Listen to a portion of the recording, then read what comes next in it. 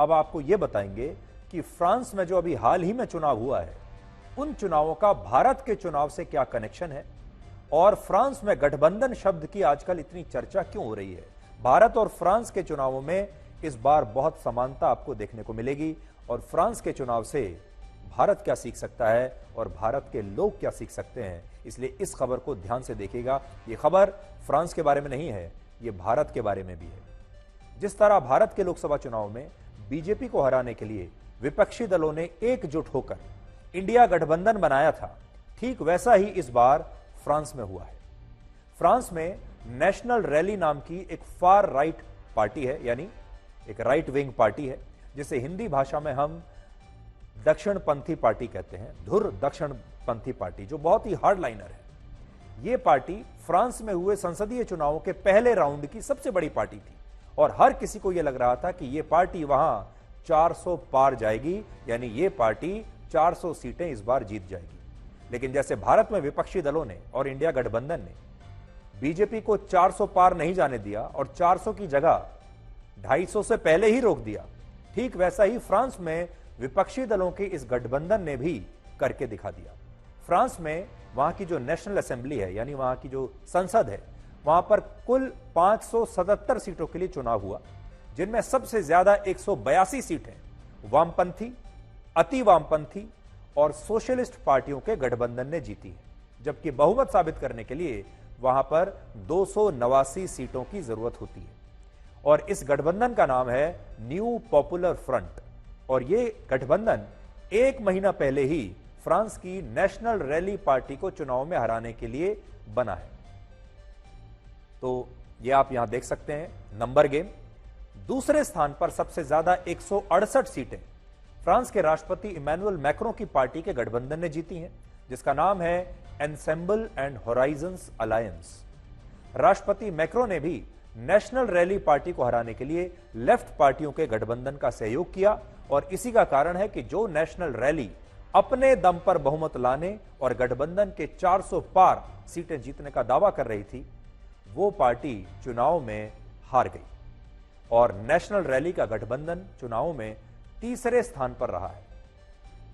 एक और बड़ी बात यह है कि जितनी भी पार्टियां लड़ रही हैं, सब अपने अपने गठबंधन के साथ लड़ रही हैं, और इस पार्टी का गठबंधन तीसरे स्थान पर रहा, और उसे 577 में से 143 सीटें मिली हैं।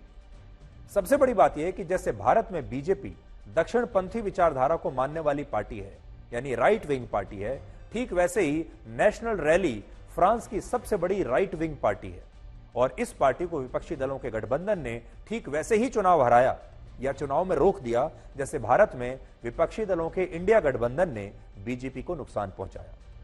भारत में विपक्षी दलों के गठबंधन ने चुनाव में बीजेपी के खिलाफ यह नैरेटिव बनाया कि अगर बीजेपी जीत गई तो वो संविधान को खत्म कर देगी, और इसी तरह का डर फ्रांस के भी इन विपक्षी दलों ने वहां के वोटर्स के मन में बैठाया।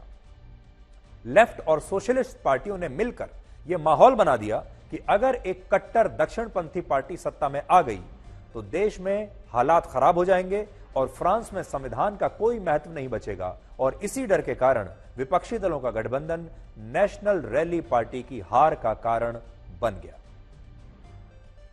सबसे बड़ी बात यह है कि जैसे भारत में विपक्षी दलों के गठबंधन के बावजूद सिंगल लार्जेस्ट पार्टी बीजेपी है, और बीजेपी ने सबसे ज्यादा 240 सीटें जीती, ठीक वैसे ही फ्रांस में भी single largest party national rally party ही बनी है। नेशनल रैली पार्टी ने सबसे ज्यादा 125 सीटें जीती, और अति वामपंथी दलों ने 74 सीटें जीती। फ्रांस और भारत के चुनाव में एक और समानता ये कि जैसे भारत में विपक्षी दलों ने जातियों के हिसाब से उम्मीदवार बदलकर सोशल इंजीनियरिंग की, ठीक वैसे ही सोशल इंजीनियरिंग फ्रांस में भी वोटर्स को अलग अलग विचारधाराओं में विभाजित करके वहां पर की गई। देखिए, फ्रांस में तो जातियां हैं नहीं, जैसे भारत में जातियां हैं समाज में, वैसा फ्रांस में नहीं है, लेकिन विचारधारा के हिसाब से आप फ्रांस के लोगों को भी अलग अलग जातियों में बांट सकते हैं, और ये जातियां हैं विचारधारा की जातियां। फ्रांस में विपक्षी दलों ने वोटर्स को वामपंथी, अति वामपंथी, सुधारवादी, समाजवादी, उदारवादी, धर्मनिरपेक्ष और मध्य मार्गी यानी सेंट्रिस्ट की श्रेणी में बांट दिया, और इसके कारण फ्रांस में 50 से ज्यादा सीटों पर विपक्षी दलों के नेता 3% या फिर उससे भी कम वोटों के मार्जिन से चुनाव जीते, क्योंकि वोटों को इन विपक्षी दलों ने वहां पर पूरी तरीके से विभाजित कर दिया था, बांट दिया था।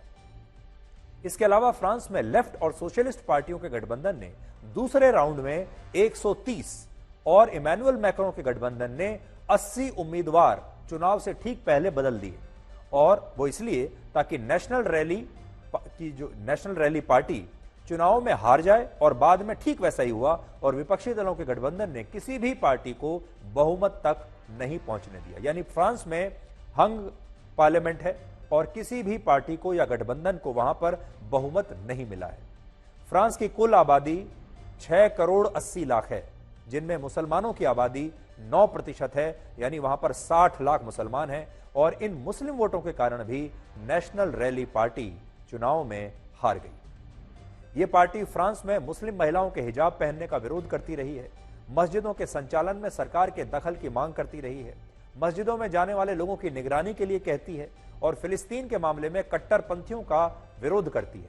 और यही वजह है कि इस पार्टी के खिलाफ लेफ्ट और सोशलिस्ट पार्टियों के पक्ष में फ्रांस के सारे मुसलमान एकजुट हो गए और फिर यह पार्टी चुनाव हार गई। इससे भी बड़ी बात यह है कि जिस तरह हमारे देश में चुनावों के बाद संसद में असदुद्दीन ओवैसी ने जय फिलिस्तीन के नारे लगाए, ठीक उसी तरह फ्रांस में भी विपक्षी दलों की इस जीत के बाद सड़कों पर फिलिस्तीन के नारे लग रहे हैं, फिलिस्तीन जिंदाबाद के नारे लग रहे हैं, फिलिस्तीन के झंडे वहां पर लहरा रहे हैं। और फ्रांस में लेफ्ट और सोशलिस्ट पार्टियों के नेता अब वहां दंगे कर रहे हैं। और स्थिति यह हो गई है कि पेरिस समेत फ्रांस के 10 शहरों में हिंसा हो रही है और वामपंथी दलों के कार्यकर्ता अपनी जीत से ज्यादा दक्षिणपंथी पार्टियों की हार का जश्न मना रहे हैं।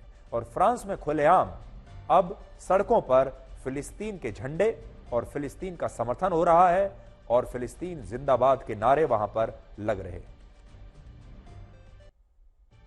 तो फ्रांस में वामपंथी और लिबरल्स, अभिव्यक्ति की आजादी के जो सबसे बड़े पक्षधर हैं, ऐसी पार्टियां वो चुनाव जीत गई हैं। और चुनाव जीतते ही फ्रांस की सड़कों पर क्या हाल हो गया है, यहां पर आप आज देख सकते हैं। और पूरी दुनिया के लिए इसमें एक सीख छुपी हुई है।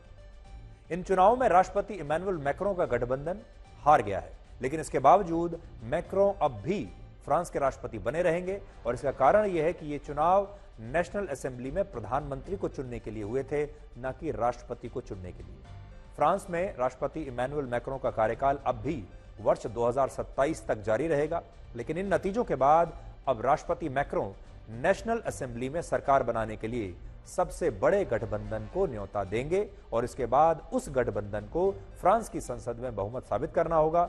और अगर ऐसा हो गया तो प्रधानमंत्री फिर उसी गठबंधन से चुना जाएगा। यानी ये नतीजे ये तय करेंगे कि फ्रांस में प्रधानमंत्री बदलेंगे या फिर नहीं बदलेंगे।